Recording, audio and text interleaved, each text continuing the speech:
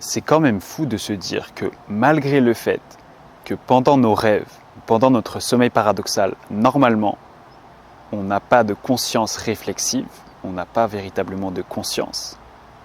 Et pourtant, certaines personnes y arrivent, on peut littéralement modifier le scénario de nos rêves.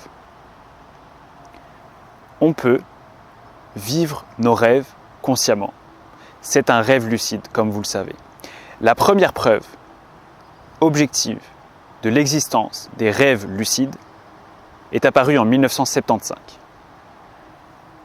quand Keith Earle de l'université de Hull en Grande-Bretagne a demandé à Alan Worsley, un rêveur lucide.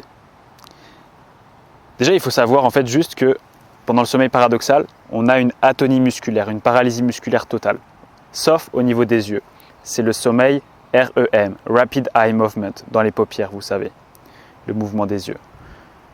Eh bien, il a demandé à Alan Worsley de faire bouger ses yeux pendant qu'il faisait un rêve. De faire bouger ses yeux de façon spécifique avec un code oculaire spécifique. Et ainsi, on a pu prouver l'existence des rêves lucides. Et ensuite, ça a été repris par quelqu'un à l'Institut Max Planck à Munich, Martin Dressler, qui a fait à peu près la même expérience, donc ça c'est beaucoup plus récent, avec une IRM. Et avec cette étude en IRM, Martin Dressler a pu démontrer qu'il y a certaines zones du cerveau qui sont normalement pas activées pendant le sommeil paradoxal, donc en gros pendant un rêve normal, un rêve pas lucide, et bien que certaines de ces zones-là pouvaient se réactiver pendant le sommeil paradoxal lors d'un rêve lucide. Typiquement, probablement, les zones de la conscience. Est-ce que vous avez déjà fait un rêve lucide? Est-ce que vous savez que c'est possible de s'entraîner à le faire? Qu'il y a des personnes dans l'histoire qui ont réussi à le faire également en 2-3 étapes. La première étape, c'est d'être conscient de rêver. La deuxième étape, c'est d'avoir le choix d'arrêter un rêve. Et la troisième étape, c'est littéralement de pouvoir modifier le scénario, de littéralement pouvoir intervenir, faire sortir un personnage consciemment, faire rentrer un personnage consciemment. Les rêves, c'est un truc de fou. Il n'y a pas de consensus actuel sur la véritable signification physiologique des rêves. À quoi ils servent? Il y a plusieurs théories et elles ne sont pas forcément toutes mutuellement exclusives. Elles peuvent toutes être vraies.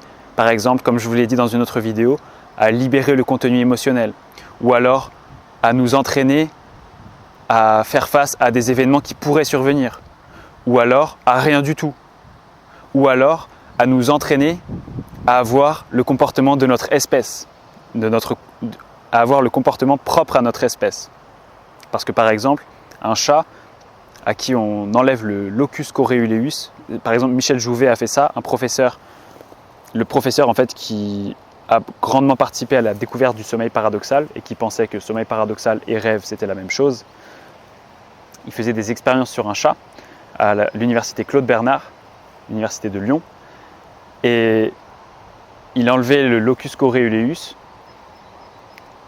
et il a remarqué que le chat, d'un coup, il avait un comportement propre à son espèce, c'est-à-dire il se mettait en position de chasse, en position de ronronnement, des choses comme ça. Les rêves peuvent servir à beaucoup de choses différentes. Mais dans tous les cas, on peut intervenir sur nos rêves et on peut également s'en souvenir. Si on a du mal à s'en souvenir, c'est pourquoi? C'est parce que pendant les rêves, typiquement, les zones du cerveau qui servent à la mémoire sont plutôt désactivées. Voilà, petite vidéo sur les rêves, parce qu'il faut rêver.